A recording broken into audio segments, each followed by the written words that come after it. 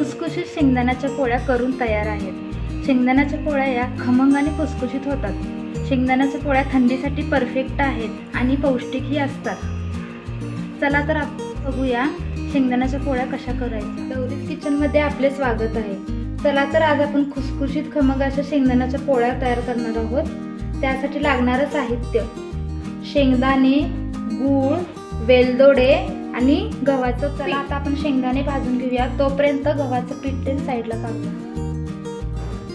आता आपण गॅसवर कढई ठेवून घेऊया, गॅस ऑन करून घेऊया। चला आता आपण शेंगदाणे भाजून घेऊया।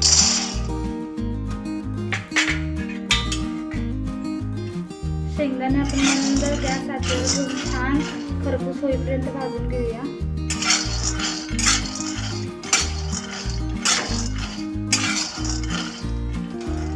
आपले शेंगदाणे आता खरपूस छान भाजलेले आहेत। आपण आता गॅस बंद करून घेऊया।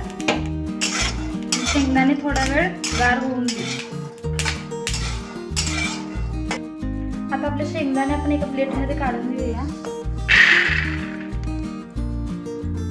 शेंगदाणे गार होईपर्यंत आपण पीठ मळून घेऊया।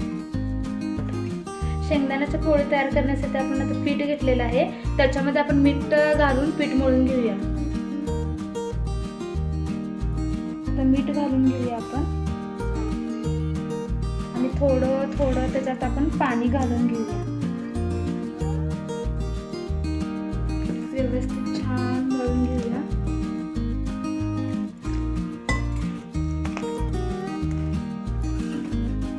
आपलं आता पीठ मळून तयार झालेलं आहे आणि आम्ही त्याला थोडंसं तेल लावलेलं आहे। ते आता 15 मिनिट आपण झाकून ठेवून घेऊया। आपले शेंगदाणे आता छानपैकी गार झालेले आहेत। आपण आता त्याचं टरफल काढून घेऊया।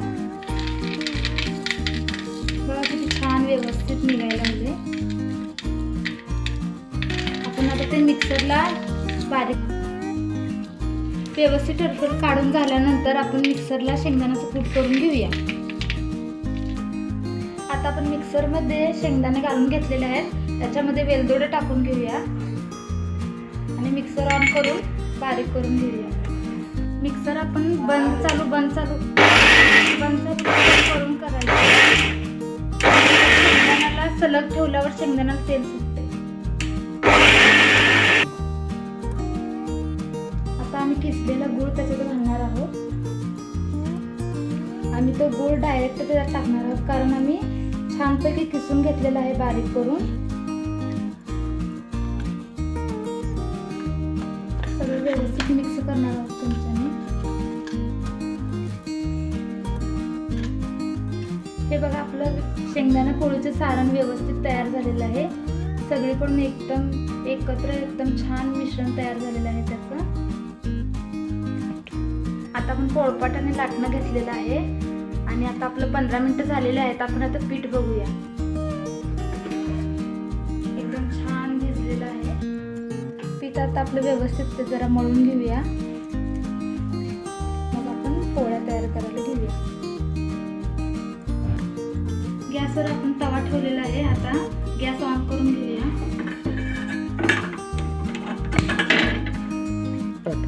पोळी करण्यासाठी आता आपण कणकेचा गोळा घेऊया। छानपैकी व्यवस्थित असं गोल करून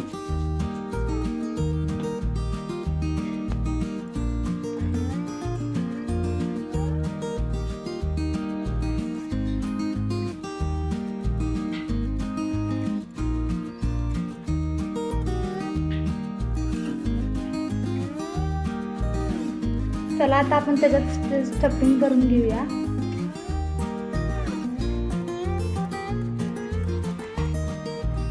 व्यवस्थित छान भरून सगळे करून घेऊया।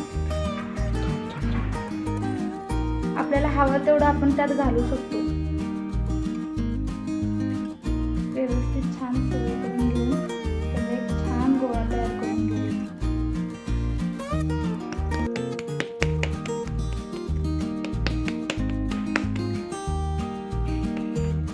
आता आपण याला सुकं पीठ लावून घेतलेलं आहे। आता त्याला आपण लाटून घेऊया।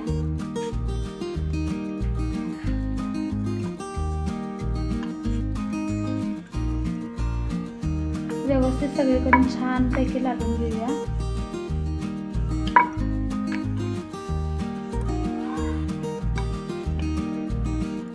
आपली बघा पोळी किती व्यवस्थित छान तयार झालेली आहे. तर स्टफिंग पण छान व्यवस्थित एकत्र झालेलं आहे. आता आपण तवा गरम झालाय का बघूया. पॅन मध्ये आपण आता तेल टाकून घेऊया. त्याच्यात तयार झालेली शेंगदाण्याची पोळी टाकू.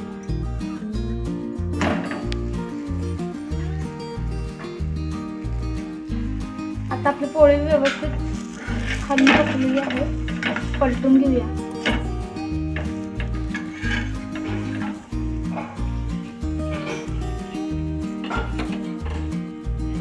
आपण पोळीला ऑइल लावून घेऊया.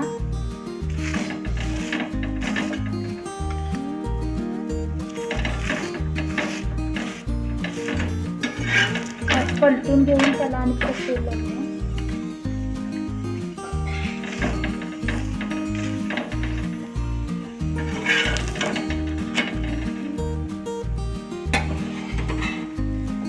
आपली पोळी आता छान तयार झालेली आहे. आपण आता प्लेटमध्ये काढून घेऊया. अजून एक आपण पोळी लाटून घेऊया.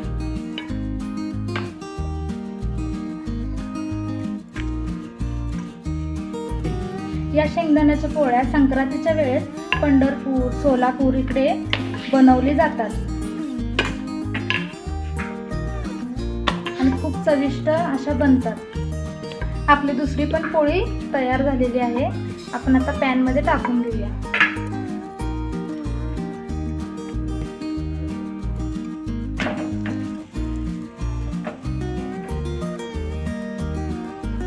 आपली शेंगदाण्याची पोळी आता आपण प्लेटिंग करून घेतलेली आहे. आता शेंगदाण्याची पोळी आपली परफेक्टली तयार झालेली आहे. त्यासोबत आम्ही घरगुती तूप घेतलेलं आहे. आपण बघूया आपली शेंगदाण्याची पोळी कशी झालेली आहे. छान व्यवस्थित सारण सगळीकडे पसरलेलं आहे. हा किती खमंग छान व्यवस्थित झालेला आहे. शेंगदाण्याच्या पोळ्या करून तयार आहेत. शेंगदाण्याच्या पोळ्या या खमंग आणि खुसखुशीत होतात. शेंगदाण्याच्या पोळ्या थंडीसाठी परफेक्ट आहेत आणि पौष्टिकही असतात. कसा वाटला कमेंटमध्ये नक्की सांगा. लाईक करा, शेअर करा. असेच नवनवीन व्हिडिओ पाहण्यासाठी डौरीज किचन चॅनलला सबस्क्राईब करा.